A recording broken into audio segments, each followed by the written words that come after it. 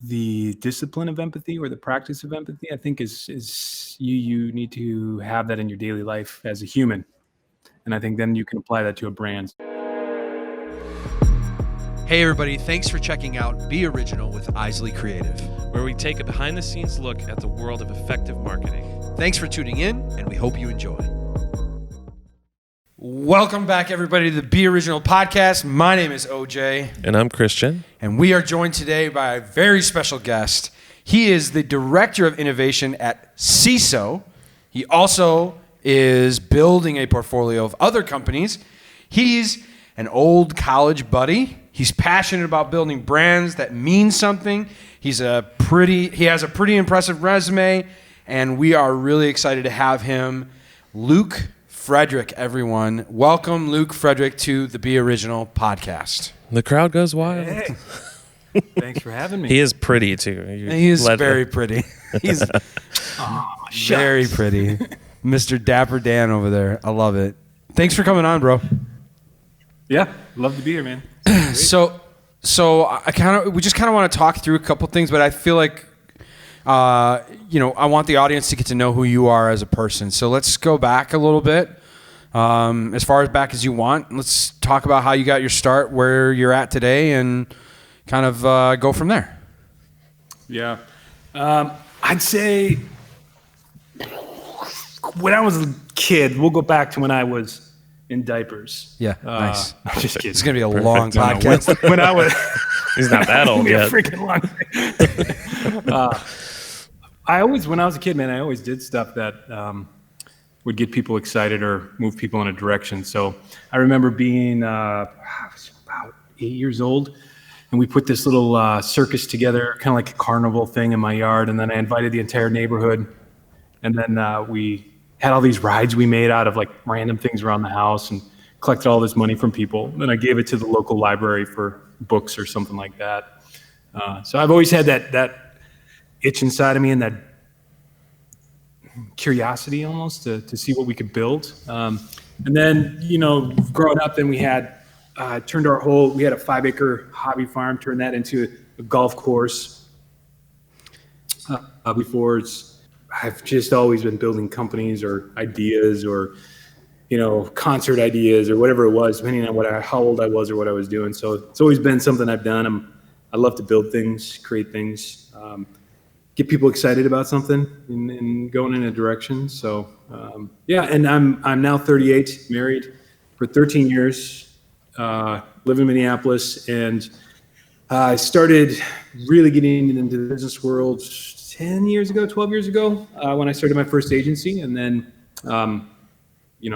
fast forward 10 years now, I've got multiple companies and just love finding product opportunities in a marketplace, getting the right strategic partners, capital, putting it all together, getting the right scale-up team, all of that kind of stuff.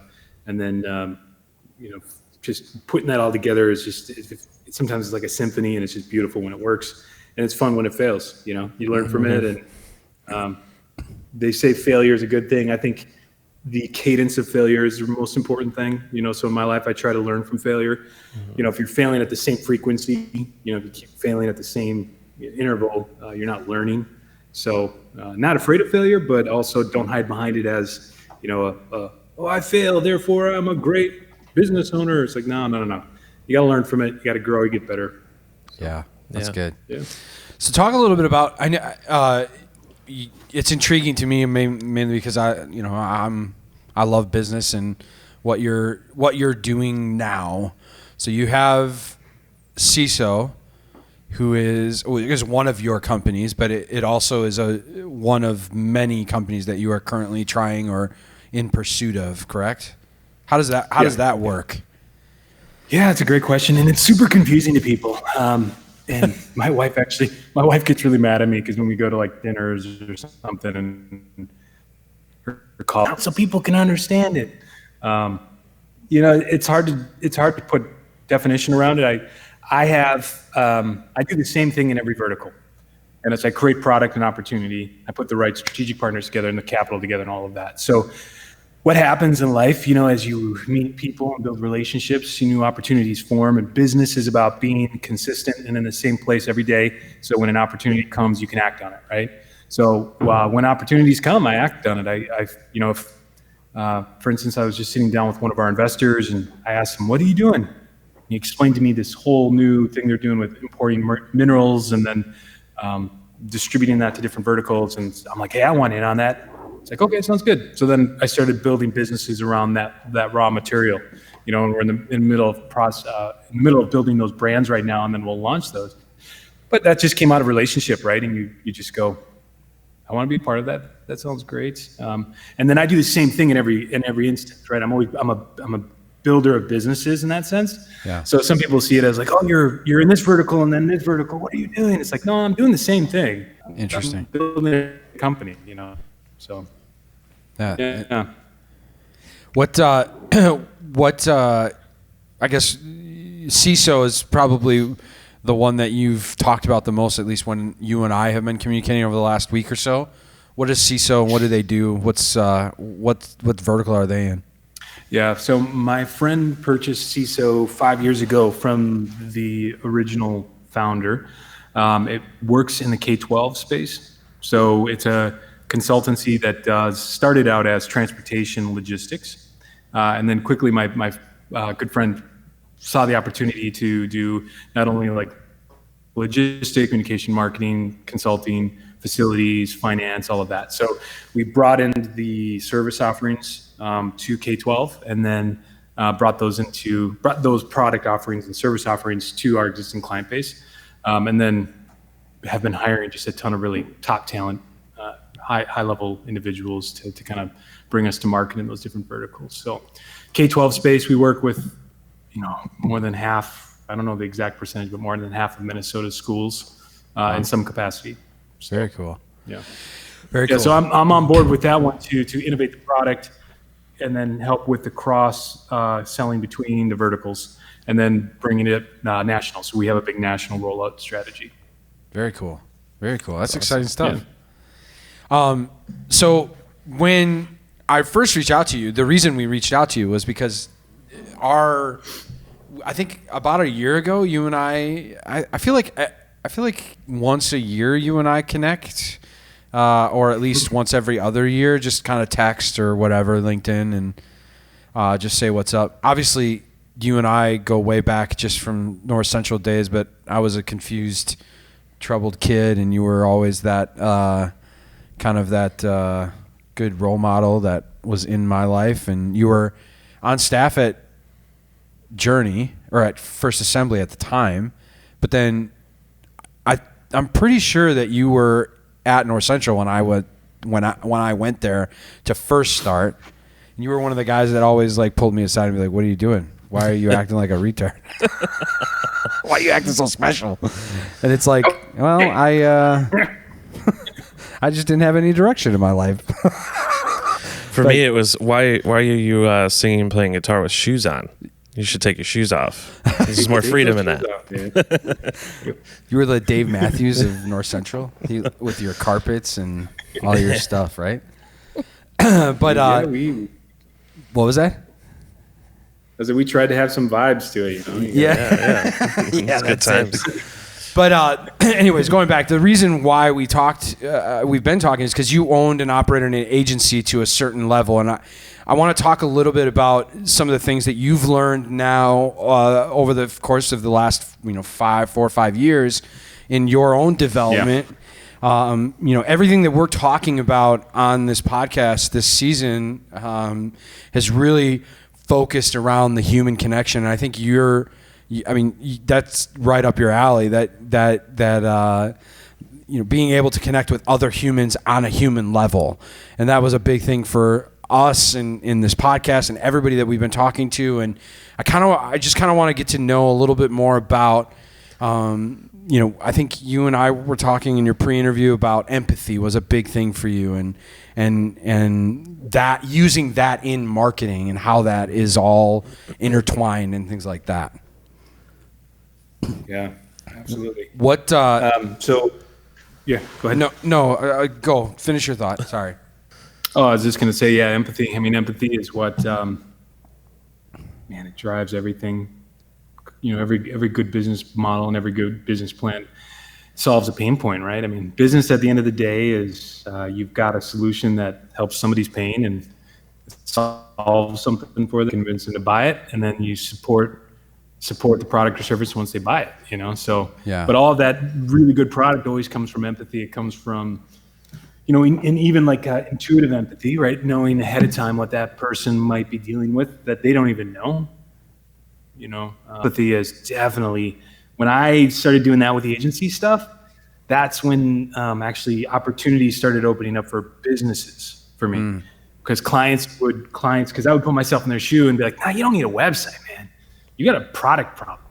Yeah. Your product's not positioned correctly in the marketplace, So I could build you a website and take your money, but then I don't know how effective it's going to be. And so that empathy is what allows you to go, I don't want them to give me their money. I want them to rethink their product's position in the market. And then maybe if the website's the right thing, then we do it, and having that posture when you work with clients, in my mind, has always worked really good. Yeah. That's an interesting approach. Yeah. I feel like generally speaking, when we kind of reevaluated what we were doing, what we were offering, we recognized that we're not in this to make videos or to make like beautiful pictures and this and that. Like, that's great and it's a passion, but that's not why we're doing this. We're doing this because we have a passion for building business and helping other businesses build that. Yeah. And so, like you said, we've been trying to recognize pain points in marketing. Like, what is the struggle? What's keeping businesses from growing and getting out there? And that's kind of where we've come to the point we are today, where we're offering content packages and things like that, where it's, we're not asking you for, $50,000 for a commercial anymore. We're telling you that's probably not worth it at this point. What's more worth it is, $100 for X amount of content, what I mean? That kind of deal, because we've recognized that, again, it's not, for us, it's not about our art. For us, it's about building their business, So it's just really that's a hard mindset to step into. Yeah. I think let's be real, creatives are pretty emotional humans. They usually are pretty offended if you don't like their idea. Yep. So that's to make that transition it's a big step. Yeah. Yeah, I feel like going back to it, it's more like, I don't know. I feel like we just keep harping on it every episode, and it's trying to, it's that balance between, like what you said, it's that balance between product or service, whatever industry they're in, and really getting to know who their clients are, but at the same time, expressing who they are in the marketplace and placing them in a position of authority, but then at the same time they have to be approachable. Like, it's just this huge balancing act where businesses have to play that really weird role of trying to figure out where it all fits within their organization. Does that make sense? Yeah, and I think too, the big piece, and I got out of the agency game because I was so tired of working with clients who wouldn't listen and they just did whatever they wanted anyways, and they just wanted you to come in and design the picture of their cat on their website, or whatever. Yeah. And I just got so annoyed with it. I'm like, I'm done. I don't. And then I found a couple clients that I could really work with well, and then some of those turned into business opportunities.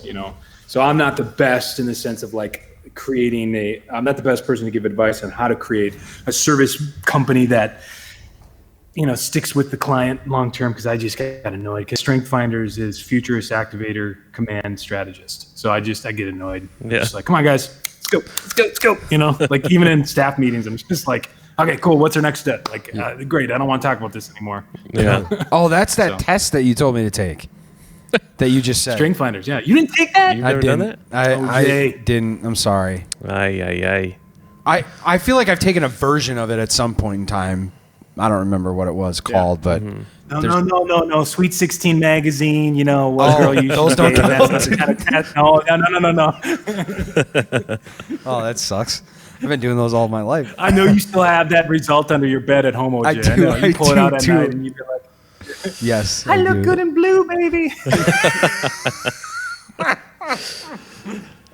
Yeah, well, I think you could speak very well to existing businesses though on, you know, how important is this to bring the correct product with the right people to the right market and actually get it out there. You know, what is it like? What is it from your perspective when you're building these businesses? How are you marketing them? How are you pushing their brand to a new level? How are you ensuring that the dollars you're spending on marketing or whatever other avenues that you're spending to build these businesses, you know, how do you know they're working for you? You know, the dollars are actually doing something.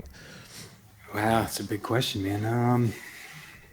You know, for me, it's feedback. So it's like, what are your feedback loops? What are you, if you have a product or a service you're putting into the marketplace, what are your listening events to know that product's really solving the pain points? In those listening events could be surveys, it could be, you know, conversations on the phone, it could be analytics that you're analyzing, all that kind of stuff. But just kind of knowing and the list of it. But man, that's $1 million question, right? I mean, that's what separates the guys and gals who are making it with those who aren't. You know, for me, I always, and this is super cliche, but I try to deconstruct everything down to a singularity, and then I rebuild it back up with today's tools or opportunities in the marketplace. And a lot of times when I do that, you know, you might end up with the same product, but sometimes you end up with a different product. And then you gotta be willing to kill the favorite product you might have if you've got that. Yeah, that's tough. You know, it's so hard because if I'm putting myself in the shoes of an agency again, the client has poured their life into their company. Yeah. And is wrong is very arrogant. You know, I mean, they know their company well, so you have to develop trust. And so for me, I think it's a crawl, walk, run. Right? You've got to, if you truly have empathy, you truly care about your clients, and you truly are putting them before your product. You need to prove that to your client over time. You need to create small wins. I did that by doing extra work that they didn't pay for, but I knew they needed. Right? So that to them shows like, oh my gosh, this guy is not just going to put an invoice together or, you know, whatever, send me bills all day long. He's actually thinking outside the box for me. And then all of a sudden that positions you as a part of their team and as a strategist in their mind, which is really important. You have to reinforce that over and over and over again. And then when you have their trust and you know their industry better, then you could start to maybe make some recommendations you know, as a marketing agency. But then know your lane too. Some marketing agencies, they're not good with product. Right. Develop. They're good with telling story. So Yes. just do that. You know, if you're, you know, the agencies that have executive leadership that is more strategic in mind and thinking through, that's the type of service they're going to offer. It's going to lean more towards, you know, product dev stuff. But those who aren't and are just masterful storytellers, they're going to be the ones who come alongside and just say, hey, you know, I'm going to tell your product in a way that connects to your audience. And removes your preconceived ideas of what you think they want, which I think is a big hurdle agencies have to come over or help clients come over, is this assumption that they know their customers really well. Yeah. Usually they don't. They have somebody that they knew or a voice that was the loudest in their ear complaining, and all of a sudden that forms who their customer is, their customer persona. And so you got to help them kind of rethink that and go, no, that's not actually what's going on. That's not your core customer, you know. Yeah. What if if you flip that perspective from the non-agency side, I think a lot of businesses or corporations in general there's a stigma around marketing agencies, right? Typically that they may not understand their business and you know, are you ever going to actually open the door to allow that trust to be built? You know, so I see a lot of turnover, like agency turnover, with lots of companies that are just constantly cycling through agencies, or they have things split, work split. Why do they do that though? Like, hit that right there. That turnover, I've heard that a lot too. Is that coming from a company hiding behind the agency for bad marketing decisions? So it's like you can change agencies in and out and keep your job, right? Because then it's not your fault. You can point to the agency and say, "Oh, the agency screwed up. Let's get rid of them and let's bring in this group." Is that what's going on, or it could be? I wonder if it's a balance of bad experience on both sides of it. Where like you hire an agency and you trust them with everything, and they just drive things to the ground, or they just hike up the prices, charge astronomical amounts per hour for everything, and don't seem to have the best interests in mind, which I think is actually more normal than we want to admit. But then on the flip side of it, like you're saying, is it on the the business end? Maybe your CMO doesn't fully know what they're doing, or maybe somebody under them doesn't, and it's this like missing link between the two. And how do you open up to trust an agency, or like let's just say you were looking for some sort of agency or company to work with one of your businesses. How do you build that? How do you make that selection? It's not just they do pretty work, like anybody can get a photographer and a videographer and a designer to make really cool looking stuff, and a copywriter to write things that are convincing. But how do you know that you're going to build a rapport or a trust both ways to find a successful way to show the world your product or your business? Yeah, I think for me, how I do it is I have an in-house agency now at Ceso, so I just use them. Yeah, so that's not easy. I just I handpick the guys and gals, and they know and trust, and they work on my brand, so it's easy that way for me. I don't know. That's a great question, man. And I've never been in the position of corporate America having to make those type of decisions. I've always been in the small business, startup, mid-sized business kind of scale up stuff. So I've never had to put that question into my mind. I've never had to think that way. As an agency, I also always worked with small business to mid-size. I never worked in the corporate. Never really had, we got a ton of big corporations here in Minneapolis. Never worked with many of them. We did like small little side things, and agencies always go, I worked with, Target. And it's like, well, you did one little email footer, and now you say you had them as a brand. It's like, no, you didn't. You just lit the fool, I love it. It's true. Yeah. Because everybody watching right now is like, yeah. Like 80% of your portfolio is just total BS. That's awesome. So during our pre-interview call you and I had, I want to bring it back. We had talked pretty in length about empathy specifically. I feel like that was you, right? Yeah, I'm not. I did a lot in the last 2 weeks, so it's hard to keep them all straight. But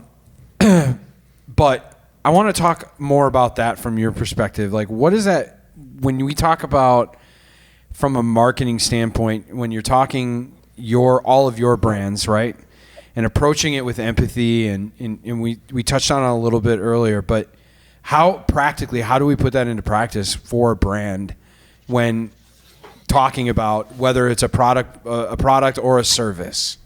It starts with yourself, right? The discipline of empathy or the practice of empathy, I think is you need to have that in your daily life as a human. Sure. And I think then you can apply that to a brand. So, you got to have that internal conversation of where's in this world? Is it you being happy, or is it the world around you being affected by yourself? That's more of a spiritual question in my mind, but those who can do that and unlock that personal empathy have an easier time, in my mind, adding that to their business practice or how they approach business. So that's true. Yeah, and at the end of the day, too, empathy is just it's not complex, right? You're just saying, I'm going to put myself in their shoes. Yep. What does that look like? Now you've got diversity issues, right? Like, so your perspective and your worldview isn't always what people have as a worldview or their experience. So the hard part is to go, you don't want a one-sided empathy view. You don't want to be like, I have empathy, but it's always through, my perspective of the world. That's not going to help you in business, because a market's only made up of a certain percentage of yous, the you of the world. Yeah. So you have to do the due diligence and just put the time in to learn how to think of other cultural experiences and what they're caring about. A lot of conversations with people, if you're talking with them and you're learning their story, then you can start to identify, okay, this is where the pain is for them. This is why they're frustrated or what they care about, Yeah. So then you can put that empathy into place. So determining those pain points for a client or for a business or for your own business, right? Determining those pain points and like developing that. I guess what I'm trying to figure out is like practically from a small business standpoint, like especially in the type of climate that we live in now, like I feel like it's very divided. You're either left or you're right. There's nowhere in between, and I feel like empathy almost is like is that in the in between? No, it's understanding the other side. I think it's putting yourself in their shoes and trying to understand how they get there or got there. Like I can understand when you're talking like left and right. I can understand how the right gets somewhere in their thought processes or the left. Like I look at it both ways. Sure. Just because I put myself in one or the other doesn't mean that I don't understand both sides of it. You learn to understand the situations or the logic that somebody has in their situation, right? Yeah. There's an extent where you will never fully understand it, but you can at least understand it enough to hear what they have to say and to look at what they're going through. I guess what I'm asking though is like from, what I don't have to change my beliefs just because I have empathy for something. Right. Like I don't have to change who I am.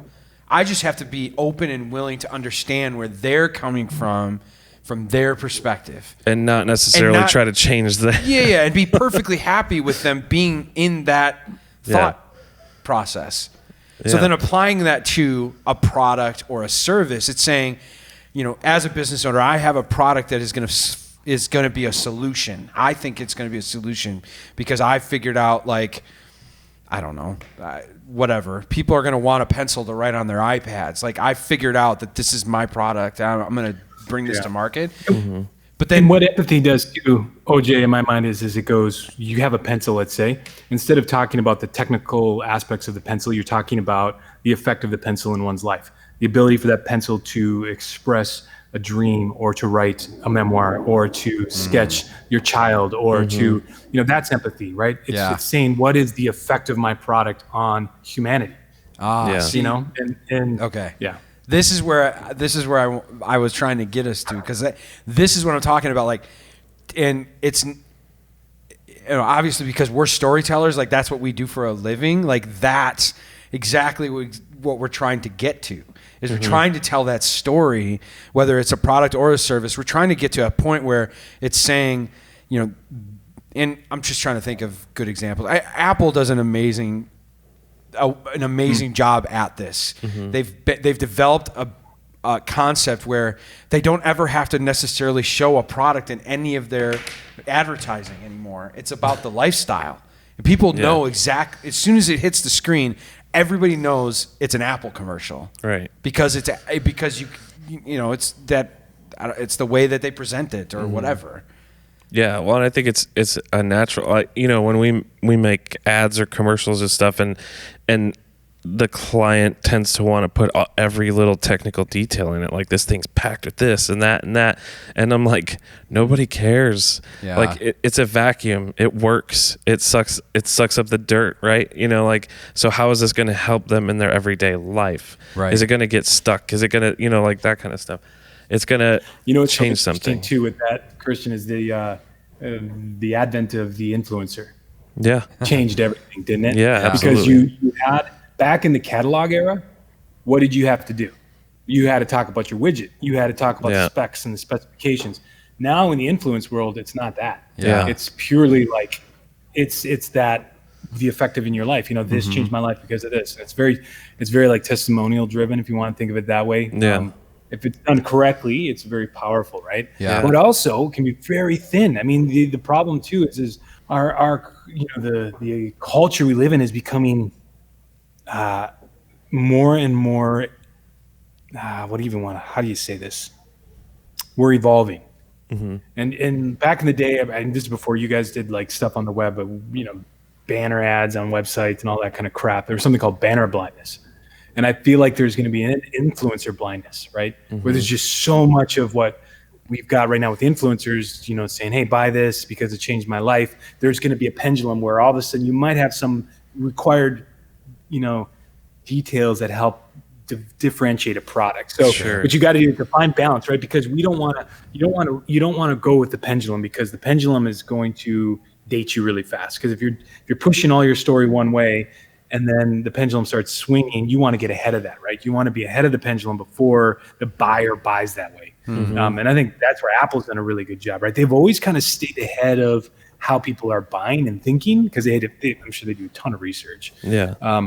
But I think with the empathy piece of it, as long as you have that leading you, how you connect that product through empathy to the individual, I think can shift and change as the market changes, and they want more detail or they want more story and narrative, But to say that story and narrative is the only way is, to back in the day in the catalog era, say, well, specifications is the only way, right? It's not the truth. It's just not.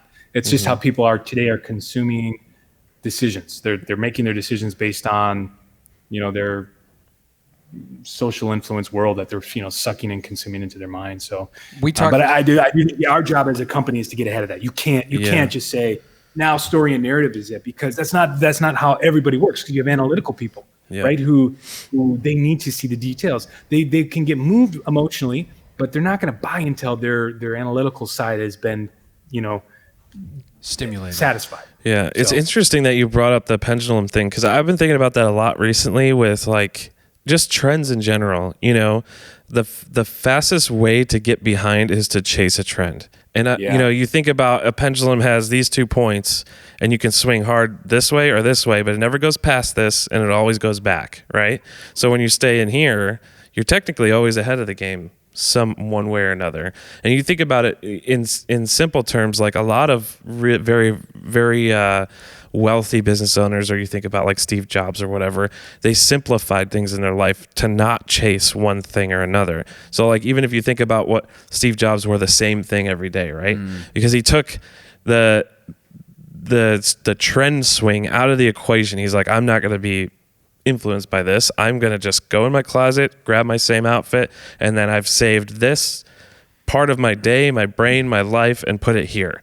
And I think that whole philosophy works in this world of trends, where you can stay blended to an extent and start to push one way and push ahead of it. And then when you start to push back the other way, you're ahead of that curve.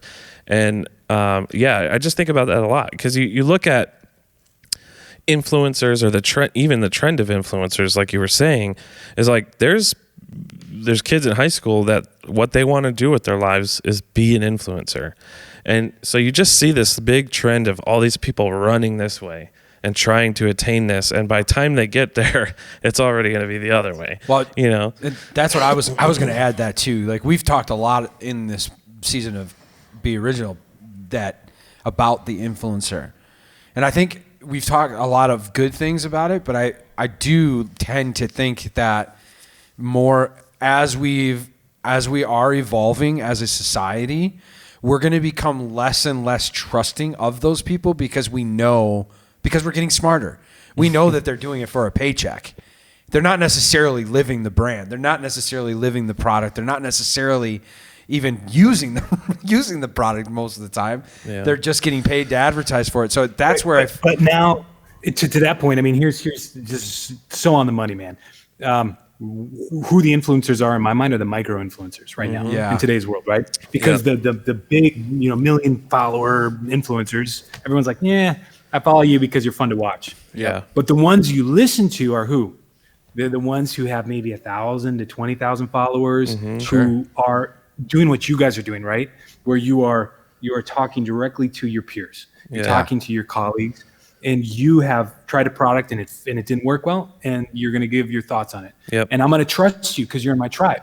Right? Yeah, that's it's good. It's that tribe mentality where it's that. So those micro influencers, I think, are the future of marketing. And there's these. I think we're going to see. This is my personal opinion.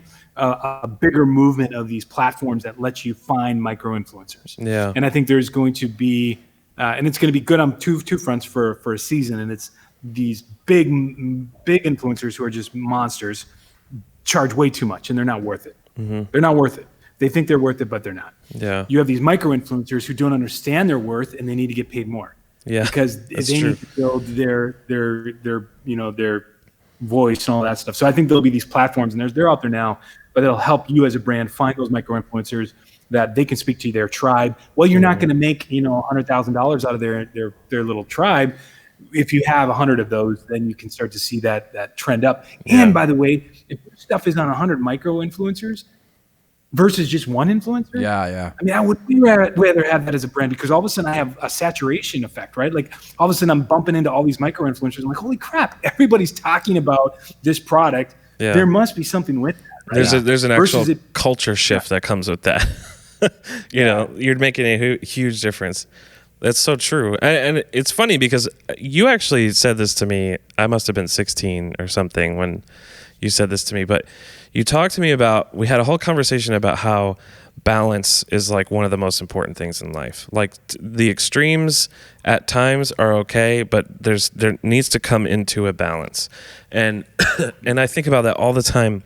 You look at just the balance of trends or using micro influencers and things like that. We recognize that, maybe people are trying to grow their influence or grow their community or their following or whatever it is, but chances are there's a sense of authenticity that goes along with that, with a micro influencer, that you're not necessarily going to see with somebody that has 1 million, 10 million followers. You know what I mean?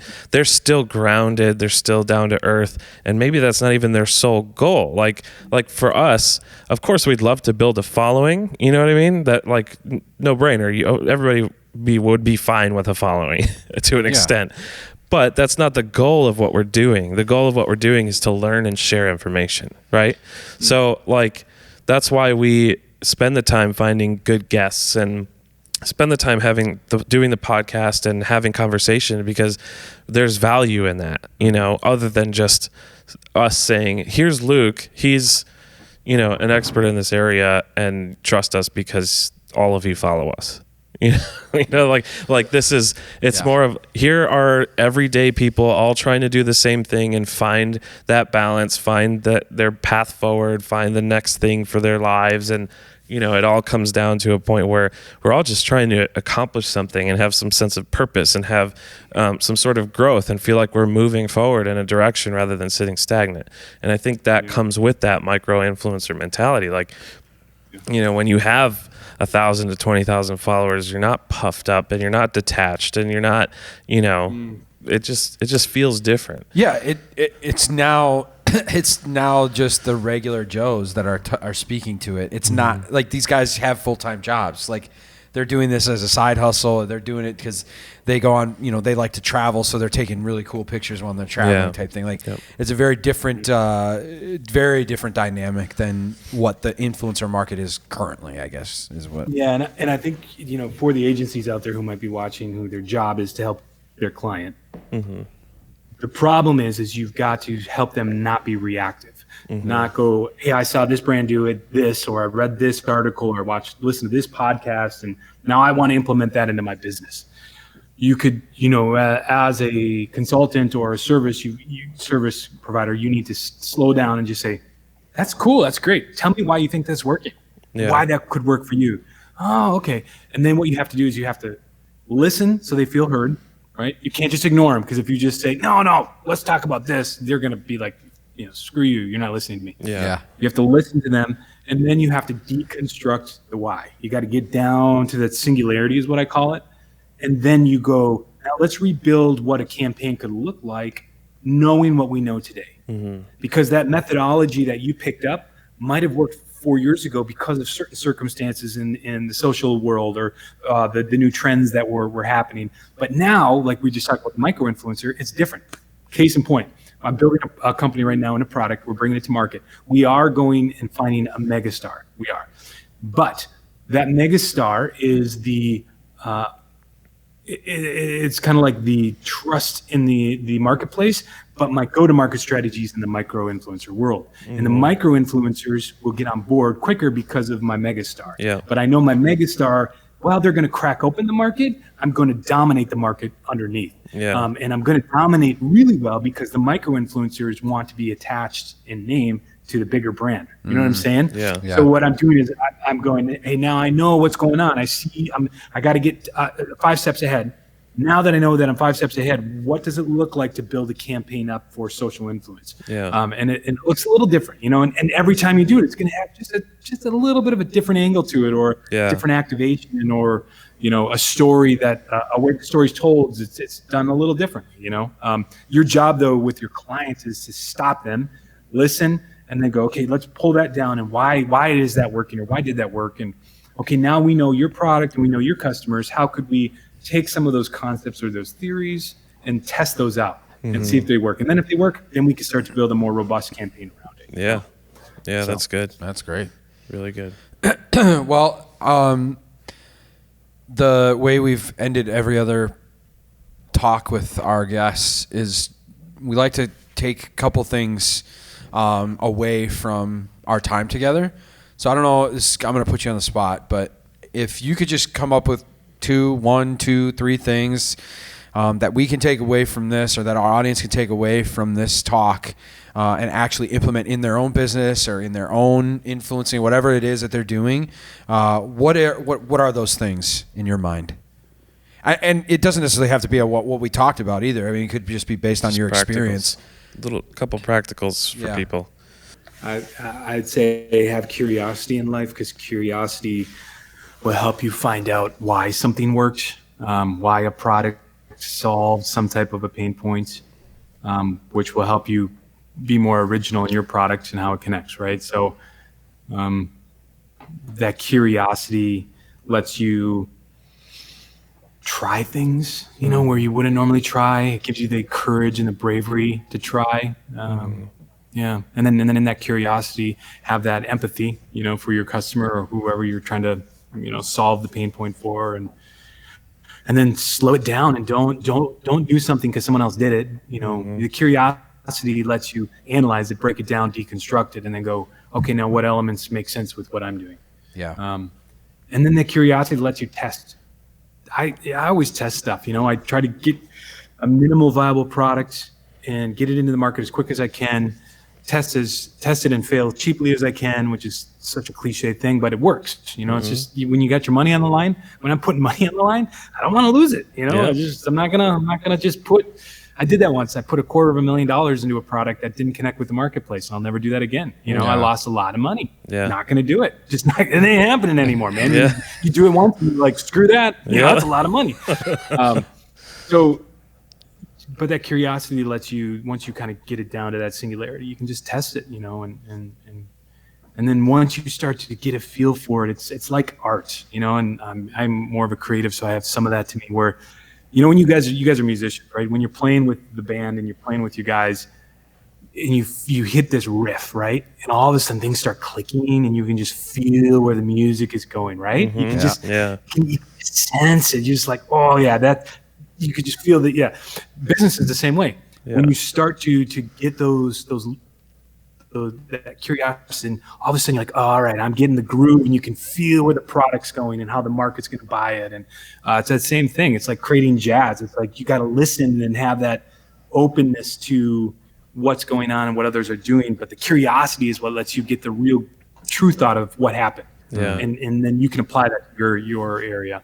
So I love that. That's good. That was really good.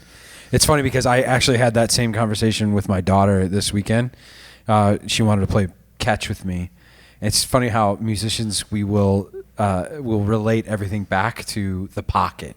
Yeah. And she was learning how to throw the ball, and I'm like, It's like music, honey. You have to feel it. Like it's a rhythm. Everything's a rhythm happening as you're throwing the ball. So yeah, anyways, I thought that was funny. Yep. Luke, needless to say, you've obviously had an impact on mine and Christian's life for a very long time. You've been a pretty awesome friend, and I'm sorry that we don't get to see you anymore, or hardly ever. But hopefully, now that we've done this, we can We'll have to change that. spend some time together. Come up you're, and you're visit. not that far away, really. Like when it's all said and done. But It's true. It's true. thank you so much for taking the time out of your busy day to hang out with us. We really appreciate it. Yeah. I love it, man. And best of luck to all who are listening. Have fun with what you do. That's awesome. So. All right. Well, everybody, thanks so much for tuning into this episode of the Be Original podcast. Be sure to like, comment, share, hit that bell, do all of those things. Follow us. And be sure to check out all of our episodes. You can check them out on YouTube, all of our recaps on IGTV. We love you. This means the world to us that you take the time out of your day to do this with us. And we will see you on the next one. Peace. Thanks again for checking out Be Original with Isley Creative. We hope that this helps you put a little more you in your marketing. Catch a new episode every week right here on the Be Original podcast.